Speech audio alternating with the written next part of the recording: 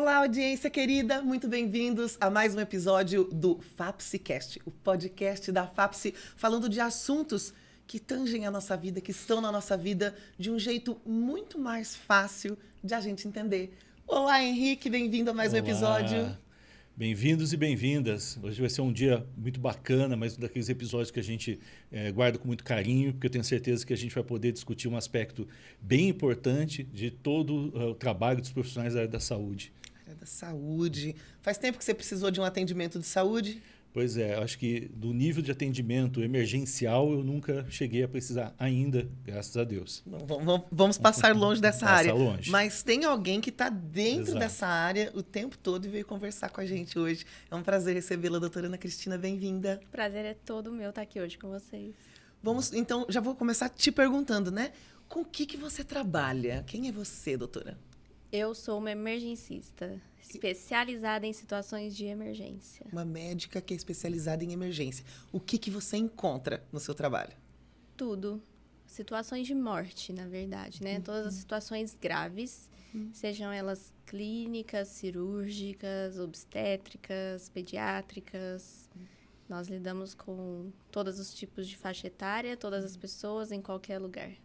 Lida com o ser humano no momento mais delicado, mais sensível, mais frágil. E a gente vivenciou também momentos de fragilidade da saúde muito grandes, em que eu acho que também houve um trabalho muito importante da emergência. Foi recentemente, né, essa pandemia que acabamos de passar, não sei se acabou de fato, mas acabamos de passar por uma fase muito grave, né? Como que foi o trabalho durante esse período da emergência? Na época eu estava no meu último ano de residência, né? Entrando no meu último ano. Do segundo para o terceiro, na verdade.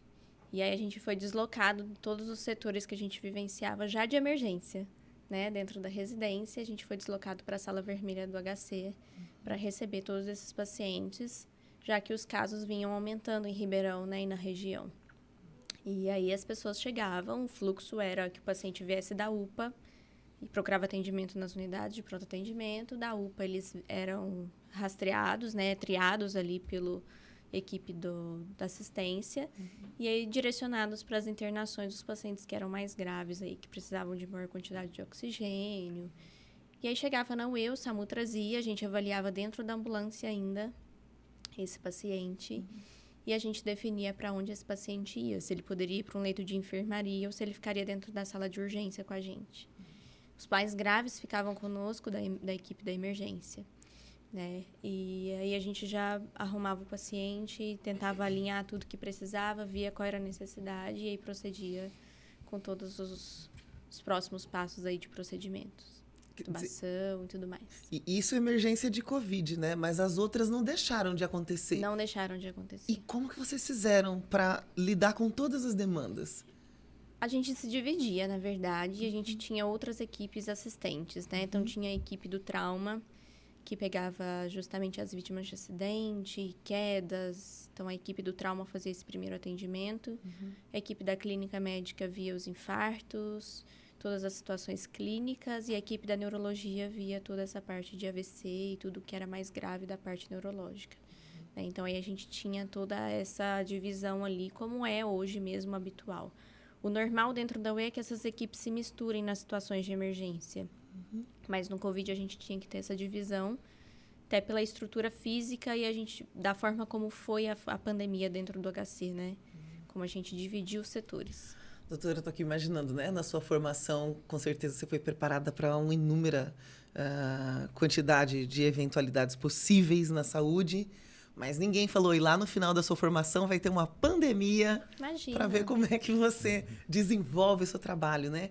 Como é que foi encontrar essa demanda tão desconhecida para todos, assim, e no início, na verdade, da sua carreira, né? Assim, como qualquer pessoa, a gente tem medo do desconhecido, né? Independente do que seja.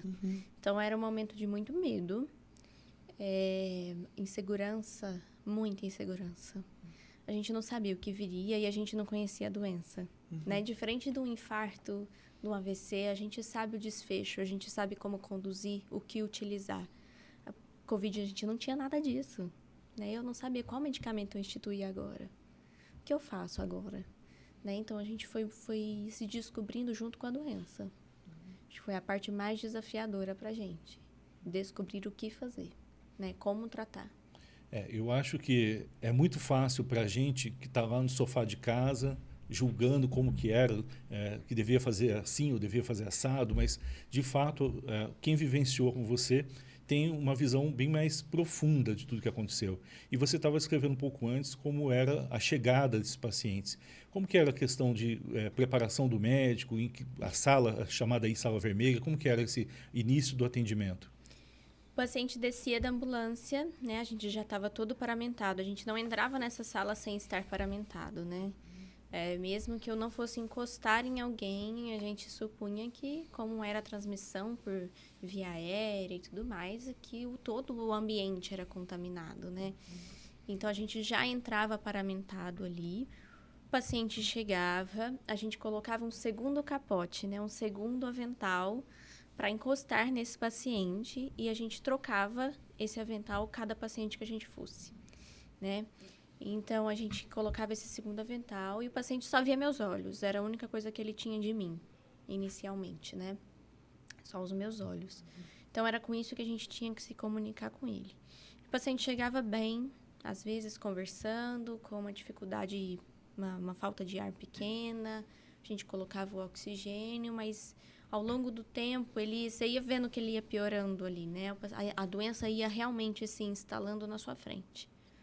Então, a gente tinha que tomar, às vezes, decisões rápidas. E também tinha um paciente que já chegava muito grave e mal dava tempo de fazer uma ligação, mal dava tempo dele se despedir da família e a gente já tinha que prosseguir com a intubação. Tinha paciente que não dava tempo de fazer esse vínculo, de criar essa empatia. Ele já chegava muito grave e por mais que a gente explicasse aquele momento, não era suficiente 2 minutinhos ali, né? Às vezes era o tempo de outra pessoa da equipe preparar todo o material da intubação. Quem estava ali junto do paciente que ia intubar estava conversando com ele, se apresentando, dizendo o que ia acontecer, né? Qual era o próximo passo, como a gente sempre deixa muito claro para todos os pacientes, né? Independente da situação. O que nós vamos fazer com o senhor? Qual é o próximo passo disso daqui? Então, às vezes era isso, era correria mesmo, independendo da gravidade do paciente. Isso de você explicar para o paciente o que vai acontecer com ele, está incluído nos procedimentos que a gente chama de humanização do atendimento? Tá. A humanização envolve desde o bom dia, né? Me apresento, eu sou a Ana, eu sou a médica que vai atender o senhor nesse momento. Eu quero que o senhor me explique o que está acontecendo, para eu te ajudar melhor. Tenta me explicar com mais detalhes. Né? As pessoas acham que a gente entende, mas ele precisa me dizer o que está acontecendo, senão eu não consigo, na minha cabeça, criar e tirar esses nós da doença e ver para qual lado do diagnóstico ele está indo. Né? Então, a gente pede, me explica com detalhes, tenta me explicar qual é uma angústia, mas que tipo de angústia? É uma dor, é uma sensação? Como é isso? Né? Então, a gente precisa desse processo para primeiro o paciente confiar. Não é simplesmente, me fala aí o que está acontecendo. Né? Não, a gente tem que trazer o paciente. Eu preciso que ele confie em mim para que ele se abra. Né? Então, a humanização vem desde o meu bom dia, o meu olhar para o paciente. É olho no olho. É dizer o que está. Eu estou aqui pelo senhor. Eu vou te ajudar. Né? Então, isso o paciente ganha uma primeira confiança. Ele começa a se abrir, você começa a explicar. A gente explica tudo. Né? Então, olha, isso que o senhor está sentindo é por isso, isso e isso. Não é por conta desse outro aspecto que o senhor estava achando. É mais para esse lado. A partir de agora, nós vamos fazer esse exame. Esse exame pode vir isso ou isso. E aí eu começo a dar o diagnóstico, eu começo a evoluir com ele. Eu trago o paciente para o seu diagnóstico. Eu acho que é importante que todo paciente vivencie o seu diagnóstico. Ele não precisa saber só que é uma pneumonia. Não, peraí, a pneumonia aconteceu porque estava assim, porque o senhor estava mais frágil do ponto de vista imunológico, o senhor não se alimenta. Tudo isso a gente tem que trazer o paciente o porquê. Todo mundo quer saber um porquê, né? Na vida a gente precisa saber dos porquês. Até porque eu estava bom ontem, né? O que aconteceu que eu vim parar aqui na emergência? Exato, mas eu não estava assim, essa dor não estava dessa forma. Por que agora ela tá? O que aconteceu? Né? Então, isso a gente precisa trazer. E para as famílias a mesma coisa. Eu trago todas as famílias para o atendimento. Me parece, talvez uma questão semântica de que essa proximidade, essa humanização fica mais difícil com os plásticos, com as luvas, com as máscaras. E acho que a gente ainda está inventando a humanização no atendimento de saúde. E vocês tiveram que reinventar do dia para a noite a maneira de se relacionar com os pacientes, como você disse, né? Chegava cheia, toda armada, para tratar com esse paciente só olho no olho. E muitas vezes vocês também foram o último contato desse paciente. Essa explicação do que vai acontecer talvez tenha sido a despedida de muita gente. Sim. E eu pensava muito nisso, né? Eu pensava, gente, poderia ser meu pai, né? E eu preciso me despedir dele. Então, com o avanço da pandemia, a gente foi, entre aspas, perdendo o medo, porque a gente nunca perdeu, né? Acho que o medo existe sempre. Mas a gente foi ganhando confiança e conhecendo a doença e sabendo até onde poderia ir. Né? Então, com a pandemia evoluindo, eu sou uma pessoa de toque.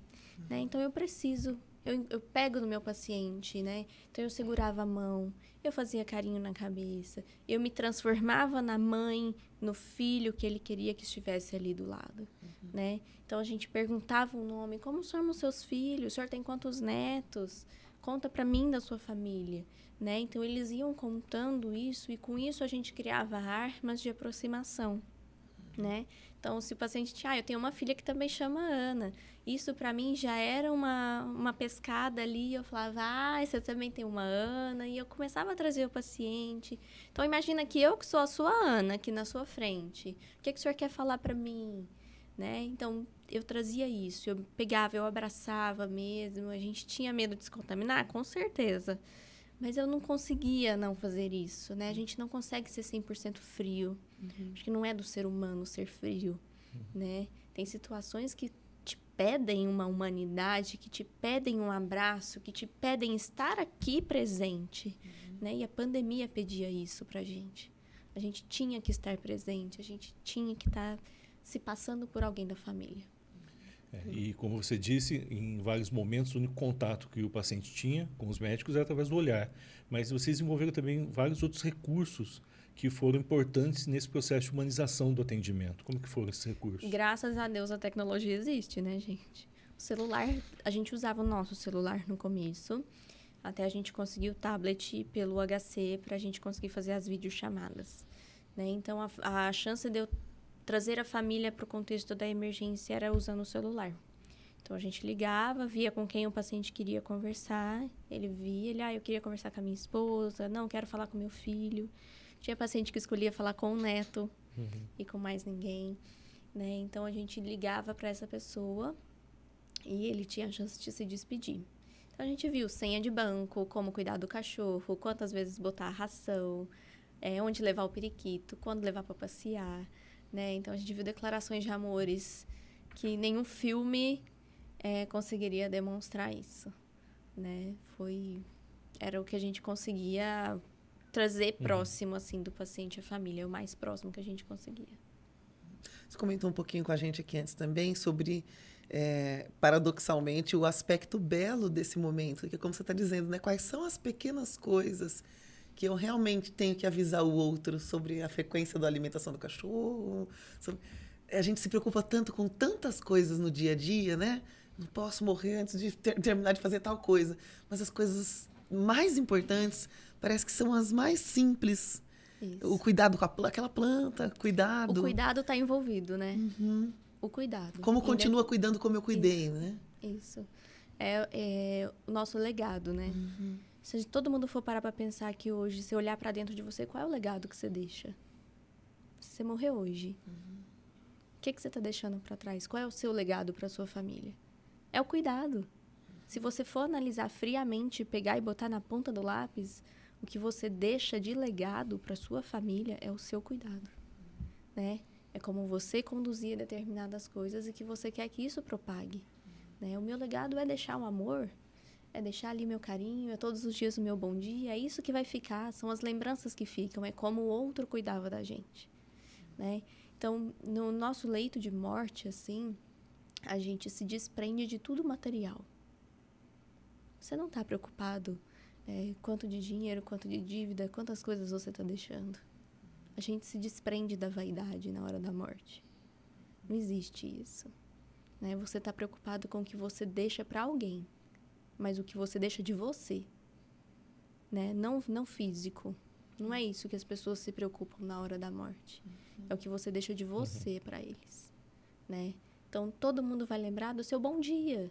Nossa, todo dia minha mãe dava um bom dia tão feliz. E era isso que as famílias traziam. Ai, doutora, eu não acredito, ela era tão feliz. Todo dia ela chegava, ela punha a mesa do café, ela ajeitava, era tão bonitinho. É isso que marca a família da gente. O que a gente deixa é o que a gente faz. E o atendimento, no momento de tanta fragilidade, faz com que a gente repense também os nossos próprios valores. Teve um impacto em você, esse período de atendimento, esses casos de Covid? O que foi a doutora Ana antes e depois da Covid? Nossa, totalmente. Um impacto gigantesco no ser humano, Ana mesmo. Primeiro, a minha fé. Porque eu vi fé mover montanhas. Eu vi. Eu presenciei milagres, assim. Quem não acreditasse em Deus, independente da sua religião, da sua forma de acreditar, quem tinha fé, via. Então, a minha fé mudou completamente. Completamente. O meu lado acolhedor, né? Acho que isso, o meu lado humano aumentou muito. Eu olho para os meus pacientes de uma forma muito diferente depois da pandemia. Eu já tinha esse cuidado, né? Eu vim de uma família de muito amor. Na minha família, a gente se abraça o tempo todo, né? Então, você chegar na minha casa, minha mãe vai te abraçar, você vai sentir aquele abraço apertado. É nosso isso, assim. A gente cresceu nesse meio. Seja muito bem-vindo à minha casa, né? Então, eu tinha isso já com os meus pacientes, mesmo na minha situação de trabalho. A minha casa é a unidade de emergência. Eu passo mais tempo na unidade de emergência do que na minha casa mesmo, né? Então, eu falava, seja bem-vindo hoje aqui, né? Então, depois da pandemia, isso se tornou muito mais intenso. Como a gente já falou, a gente criou laços de trazer o paciente para o nosso lado e eu uso isso até hoje, né? Então, eu pergunto, eu quebro aquele gelo do medo, da tensão, da família, do paciente de estar ali numa situação de emergência. Primeiro, a gente precisa quebrar esse gelo. Calma, que não é porque o senhor está aqui que o senhor vai morrer, né? O hospital não significa morte. Um leito de emergência também, muito menos. Muito pelo contrário. Se o senhor está na emergência é porque eu quero te ajudar a ter mais vida ainda, né? Então, era isso que a gente tinha que trazer. Então, a Ana hoje, da Ana de antes da pandemia, é totalmente diferente. E como que é, doutora Ana, tá nesse papel de, muitas vezes, ser portadora da má notícia? Que acho que no momento da pandemia você deve ter feito isso mais do que nunca, em quantidade mesmo, estou falando, né? Mas você já vinha com experiência nisso pelo seu nicho de atendimento e aquilo se intensificou na pandemia. Quero saber como é isso e quem te ajudou, né, no processo de resistir a isso. Eu acho que o mais difícil de anunciar a morte mesmo, né, é o paciente jovem e o paciente súbito, né? Então, um trauma grave, um AVC extenso, esses pacientes que são jovens e que até 5 minutos atrás estavam ótimos com você no telefone, é a forma mais difícil, né? A tragédia mesmo, né? É a forma mais difícil de trazer. Na pandemia, a gente tinha uma construção disso na cabeça da família, né? Porque o paciente chegava grave, ele já chegava, às vezes, entubado, muitas das vezes. Então, no primeiro contato com a família, eu já trazia a gravidade. Eu explicava a doença, eu explicava a instalação da doença, eu trazia a gravidade desse doente. E nas próximas conversas, a gente sempre reabordava. E até hoje é assim. Quando você traz a família para o seu atendimento, não tem dúvida, né? A família, quando você explica para ela, olha, aconteceu um trauma, ele teve uma lesão grave de fígado, de cérebro, de qual órgão for, e aí a gente traz a família, eu contextualizo a família dentro do acidente, né? E eu sempre começo perguntando até onde a família sabe. Até onde o senhor sabe o que aconteceu com o seu pai? Eu sei isso, isso, isso. Diante do que ele me trazia, que ele conhecia, eu ia desvendando e puxando todos os ramos da conversa para que ele entendesse o primeiro desfecho. E até hoje, depois de eu fazer tudo isso, o meu anúncio da morte é a última frase. Eu mostro para a família toda a evolução, independente da causa. O que aconteceu, como ele chegou, como ele foi evoluindo, mesmo que a família seja uma internação de 30 dias. Ele vivenciou os 30 dias, mas eu recordo tudo com ele, qual foi a evolução. Ele pegou uma pneumonia, da pneumonia ele precisou ser entubado, ele fez uma obstrução, precisou ser abordado. Então, eu trago todos esses degrauzinhos, assim, que a gente vai subindo com o paciente. Chegou uma hora que eu falo, ele descansou. A luta foi grande.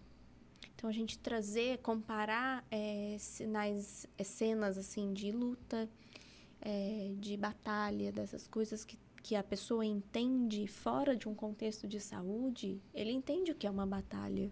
Ele entende o que é uma pessoa lutar até o final. Então, a gente trazendo esses meados, essas coisas, essas palavras que linkam com a vida externa de um contexto, de uma doença, faz a família conscientizar e entender que a morte era necessária, que a morte era o melhor destino naquele momento. Era um descanso, né? Diferente de uma situação aguda.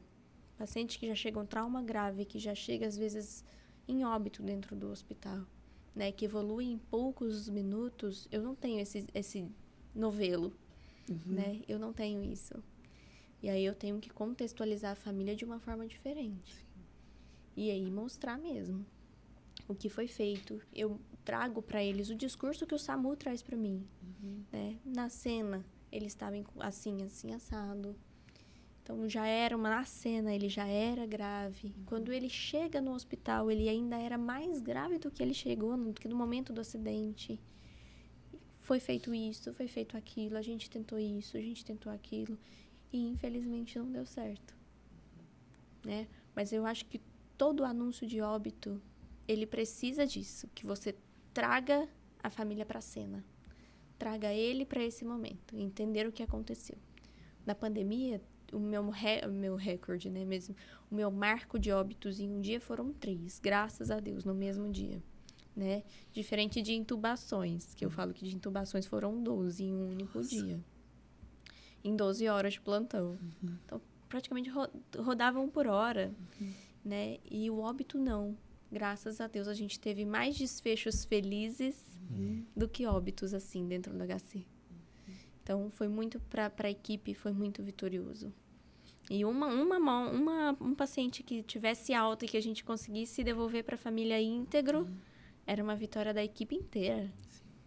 A gente comunicava, o pessoal do CTI falava, tô dando alta para o seu Valdemar. Né? A gente se falava. Era gostoso, a gente vivenciava, era uma equipe única na pandemia. E acho que essa transformação que a gente vivenciou durante a pandemia realmente tocou muitas pessoas, botou mais pessoas alertas a essa questão que a gente tem uma passagem, né, um tempo determinado, né, por aqui. E essa transformação que você colocou, acho que é muito importante, né? A forma como comunicar com a família, a forma como abordar o assunto, realmente é um desenvolvimento, né? Que, por mais que a faculdade e todo o treinamento traga tecnicamente muita coisa, esse lado humano realmente ele vai se desenvolvendo e ele é muito importante no dia a dia do trabalho, ainda mais nas situações de emergência que você trabalha o tempo todo, né? E você conviveu com muitos casos, né, de situações, como você falou, de desfechos muito bons. Você lembra de casos que foram importantes, que te marcaram mais? Eu tenho. Primeiro, os nossos 2 pacientinhos do documentário, né? Seu Valdemar e o Beraldo. Os 2 foram pacientes. O Beraldo foi o segundo paciente que internou na UEI, né? Então, assim, ele inaugurou a pandemia junto com a gente. Ele foi o segundo paciente da sala vermelha. E o atendimento no Beraldo foi um atendimento diferente do Valdemar, que já chegou alguns dias depois. Né? Porque o do Beraldo a gente ainda estava com medo, a gente ainda estava inseguro. Nossa, será que a gente tem que entubar? Como a gente deve proceder, né? Então, a pandemia fez a gente esquecer um lado técnico, assim, esquecer entre aspas, né? Mas fez a gente recriar algumas coisas na mente da gente. A gente mudou parâmetros na vida, até técnicos, assim, do lado médico. A gente mudou parâmetros de saturação. Para mim, hoje, um paciente saturando 90%, eu falo, nossa, que maravilha, 90%. Porque na pandemia eles saturavam 50%, 60% em ar ambiente, né? Então, o Beraldo foi um. Então, eu segui o Beraldinho também, né? E ele ficou... Esse foi um paciente 100% da UE. Porque como ele chegou no segundo dia, o campus ainda se estruturava no número de leitos. Então, a gente tinha mais leitos de enfermaria no campus e menos de CTI. Na UE, a gente tinha mais leitos de CTI e menos de enfermaria. Então, quando a gente fez todo o procedimento, entubou o Beraldo, ele foi para o CTI, ele foi um paciente 100% da UE. Então, quando ele teve alta, a UE inteira desceu para o pátio. A gente sabia, todo mundo conhecia o Zé Beraldo dentro da UE, porque ele foi o nosso segundo paciente e ele era 100% da UE, né? E o Valdemar chegou alguns dias depois, né? Uns 20 dias depois do Beraldo.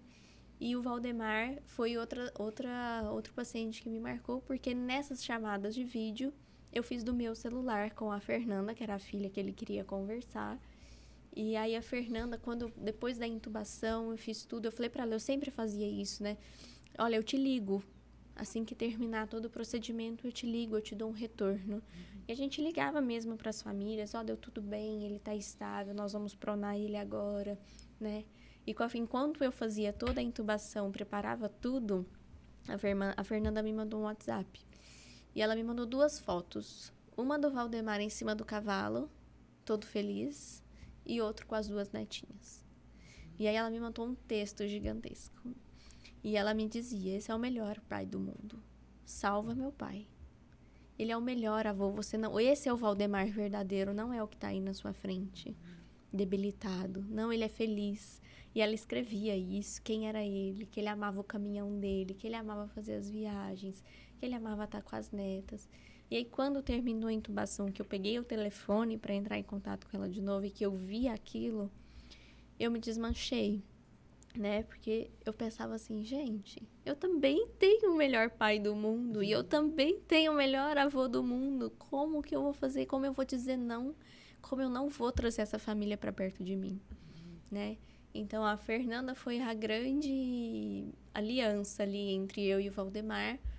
E os quase 40 dias de internação dele, eu chegava, a primeira coisa que eu fazia na UE quando eu chegava era abrir o prontuário dele. O meu medo no HC, no nosso prontuário eletrônico, quando o paciente evolui a óbito, fica uma tarjinha preta no nome do paciente. E o meu medo era abrir o prontuário dele e tá essa tarjinha preta. Então, eu chegava assim, eu não pegava plantão. Eu falava pros colegas, gente, espera só um pouquinho, eu preciso ver o Valdemar. E eu abri o prontuário dele para ver o que estava acontecendo com ele naquele dia. A primeira coisa que eu fazia. Quando eu via que não estava a tarjinha preta, mais um dia. O Valdemarzinho tá saindo. Né? Então, eu peguei muito amor nele. E eu conversava com a Fernanda todos os dias. Depois da chamada de vídeo dela lá com o pessoal do campus, ela me mandava uma mensagem. No dia que ele foi estubado, ela me mandou o vídeo que ele foi estubado. E aí, eu criei com ela esse vínculo de filha, né? De filha. Como não leva isso pra casa? Impossível. O Valdemar foi um que eu liguei pra minha mãe um dia que eu intubei, que eu cheguei em casa desse dia da intubação. Eu liguei, mãe, e chorava. E ela, Ana, calma, vamos rezar, vai dar tudo certo. Então, eu rezava por todos os meus pacientes que passavam por mim naquele dia. Tinha uns que eu tinha certeza que eu ia chegar lá no dia seguinte, ele não tá mais. Então, nas minhas orações, eu entregava ele. E eu falava, Deus, eu não sei quem é esse homem. Eu não sei o que ele fez. Mas eu te entrego essa vida. Que seja feita a sua vontade.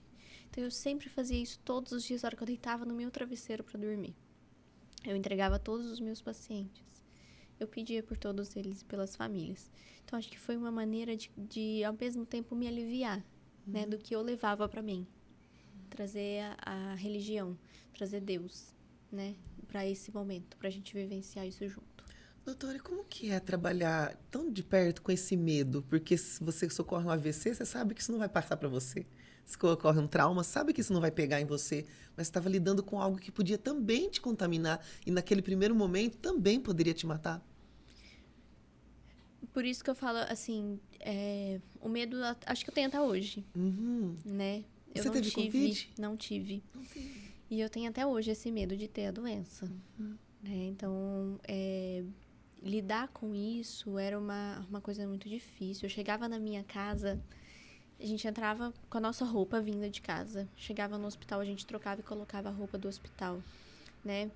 E aí a gente se paramentava todo, a gente colocava mais de uma luva, a gente vedava aqui a manga, assim, do avental com a luva, a gente passava esparadrapo.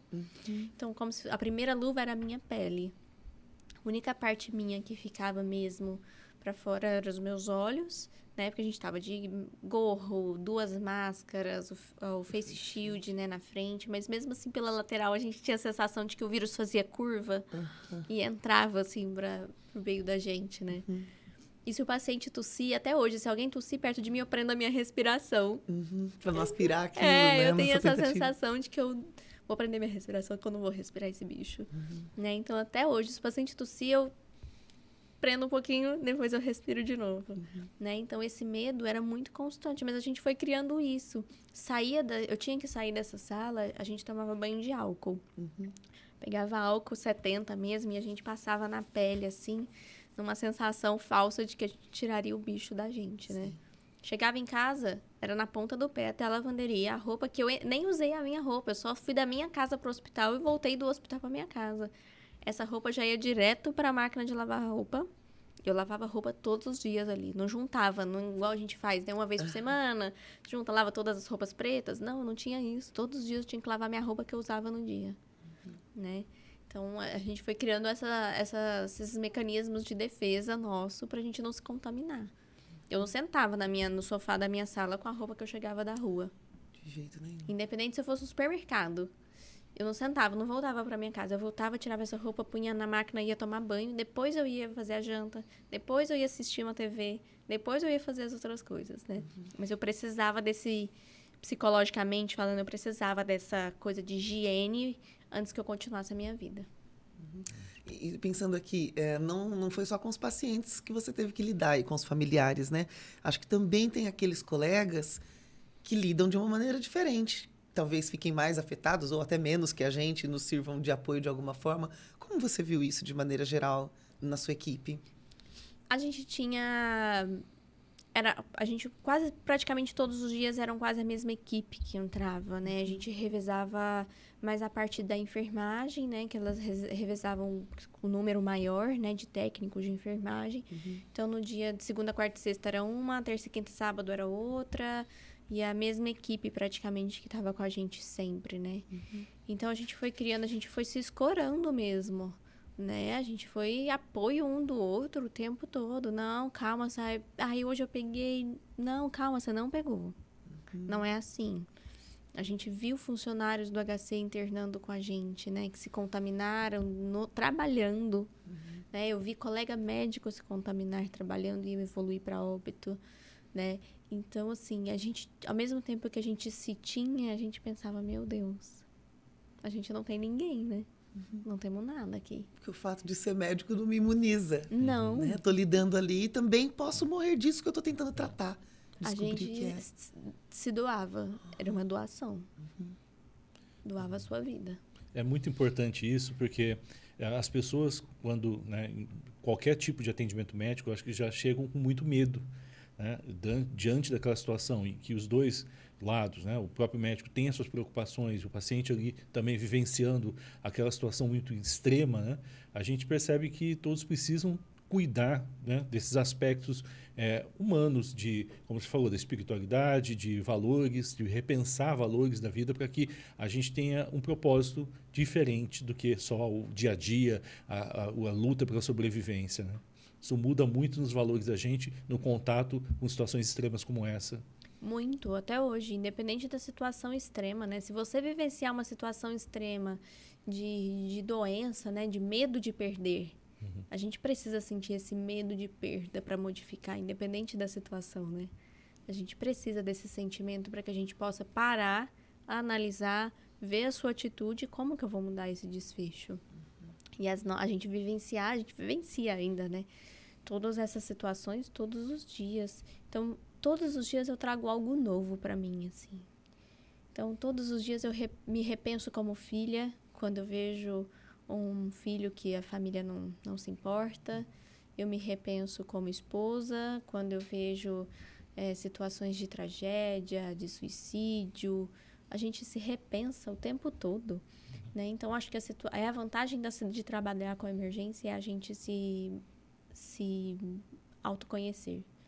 Né? A gente olhar para dentro e falar, nossa, eu já passei por isso. Está mais sensível, né? Porque existe aquela questão do aprender pelo amor ou pela dor, e a dor ensina muito nesse sentido, como você está dizendo. Acho que isso é realmente uma passagem bem importante. Até porque isso é algo, essa realidade é algo que a gente quer afastar. Eu não quero me imaginar às 3h hoje na CTI, por favor, porque eu estaria lá, né? Não estou planejando isso, deixa para a semana que vem. Então, ninguém está planejando a emergência. Né? Só vocês que já estão lá de plantão esperando que possa acontecer. E sabe que a gente também não planeja, porque a gente nunca sabe o que vai chegar. Né? Então, pra gente é uma surpresa todo dia também. É diferente de um médico, às vezes um cardiologista. Ele sabe que todos os dias ele vai ter ali no consultório dele alguém que precisa ajustar uma medicação que está hipertenso, ou que a medicação não deu certo, não se adaptou, ou que precise fazer um exame, um ecocardiograma, alguma outra coisa. A gente da emergência, a gente não sabe o que vem. Então, pode ser que hoje chegue 5 traumas, pode ser que não chegue nenhum. Pode ser que hoje chegue 5 AVCs e não chegue nenhum. Né? Então, é uma caixinha de surpresa. E eu acho que é isso que é o gostoso da emergência. Eu não vivencio uma rotina, né? Meus dias não são iguais. Cada dia é de um jeito, cada dia é uma coisa. Né? Cada dia é uma pessoa que me toca diferente, né? Que eu trago diferente. Né? Então, é o gostoso da emergência. É lidar com isso. Dá uma adrenalina gostosa. Lidar com o imprevisto, com o inseguro, né? Já sabendo, provavelmente, da possibilidade de não salvar todos. E como é que elabora isso, doutora? Saber que eu vou perder, que eu estou num campo de batalha mesmo, fatalmente vai perder. A gente olha diferente. A gente inverte o nosso olhar. A morte é o que eu tenho.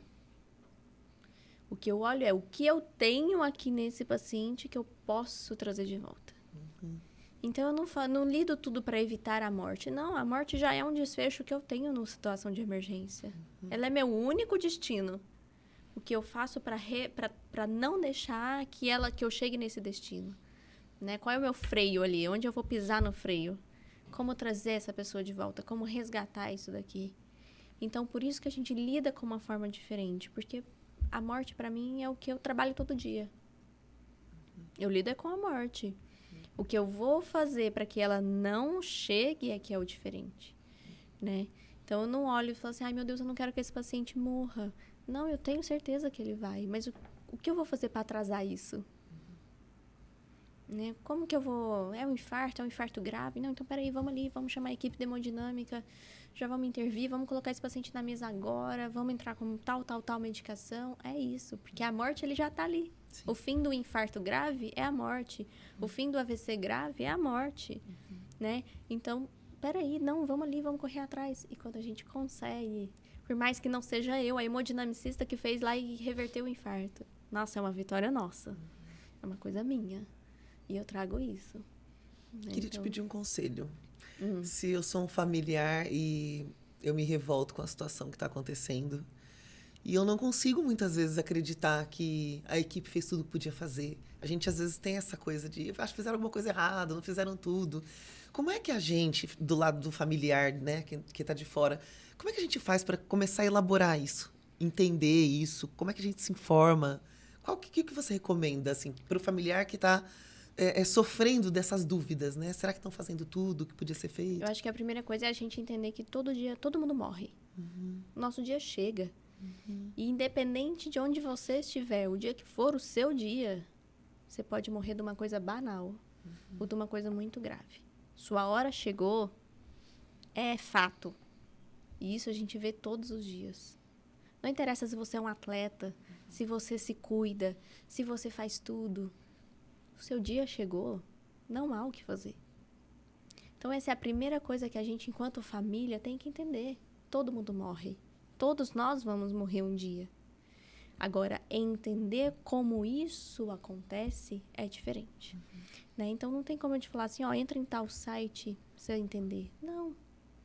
É realmente confiar que aquilo, o melhor foi feito. Porque, de fato, quando a gente está do lado de cá, a gente faz o nosso melhor.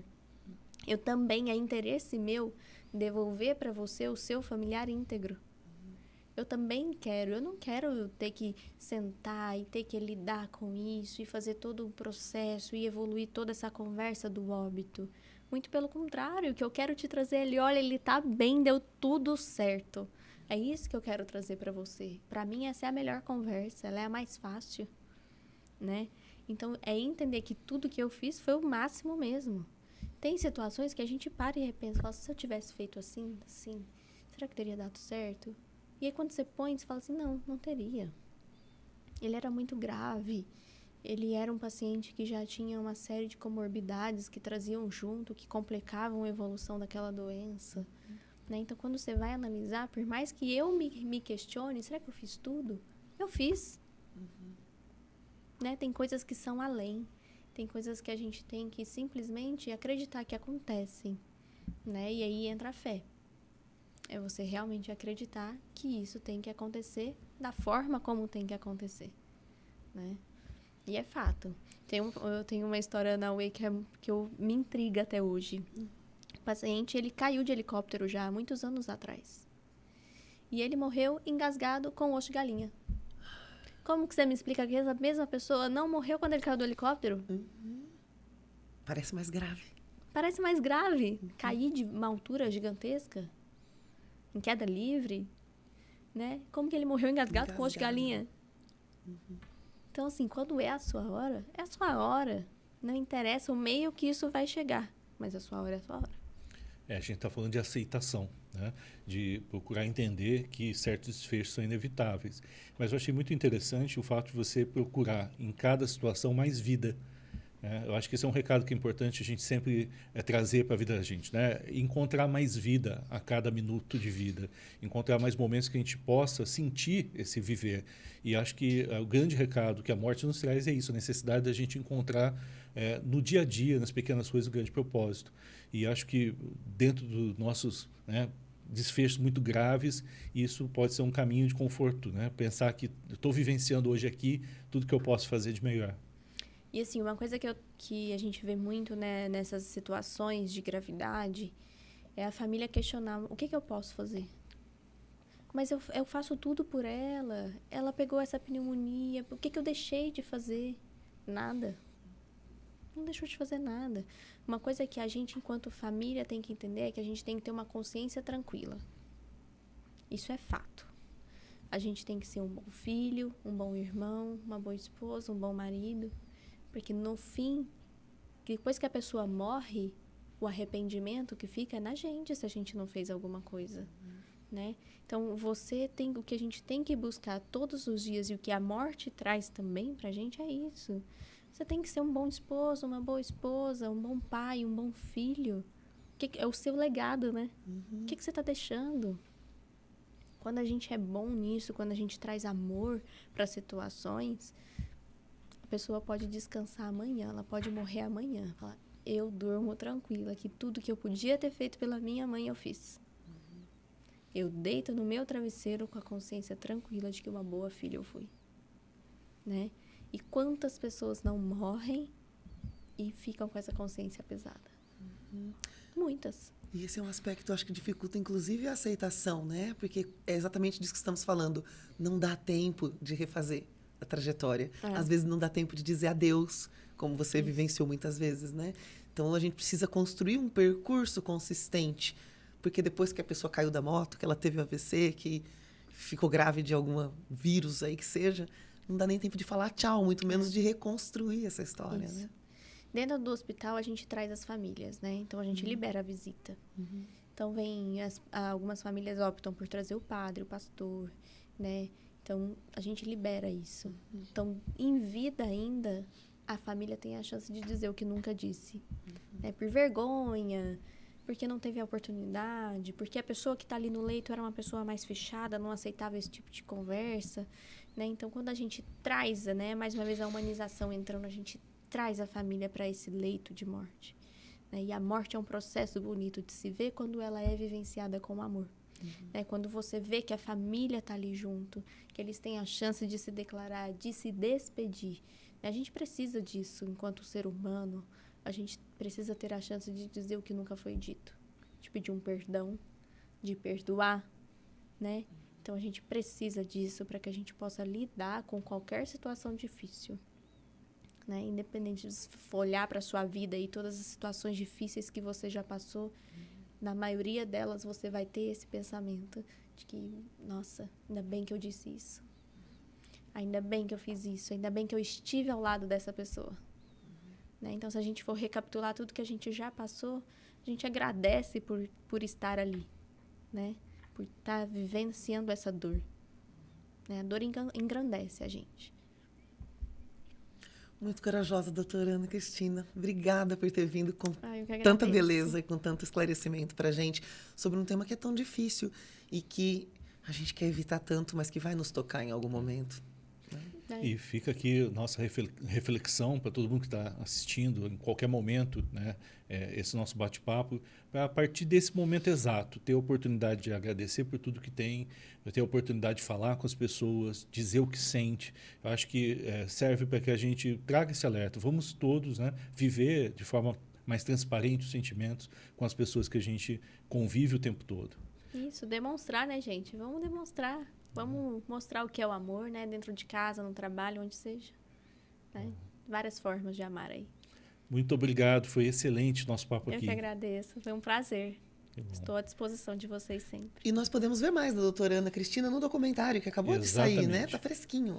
Documentário que retrata exatamente esse período do atendimento, né, durante o ponto, acho que a fase mais aguda da pandemia, né? Isso. Então, um convite aí para todo mundo assistir. Vejam o nosso lado, né? O lado da equipe da saúde, o que a gente vivenciou com vocês, né? Enquanto população. Como foi a nossa dor, como foi segurar na mão de todo mundo aí. Muito bom. Muito obrigada pela sua presença aqui no FAPSicast. Com certeza engrandeceu a vida de muita gente. E você que está junto, dá o play de novo para assistir novamente. Se perdeu algum pedacinho, compartilhe com seus amigos. E não perca o próximo episódio do FAPSicast, o podcast da FAPSI. Até lá.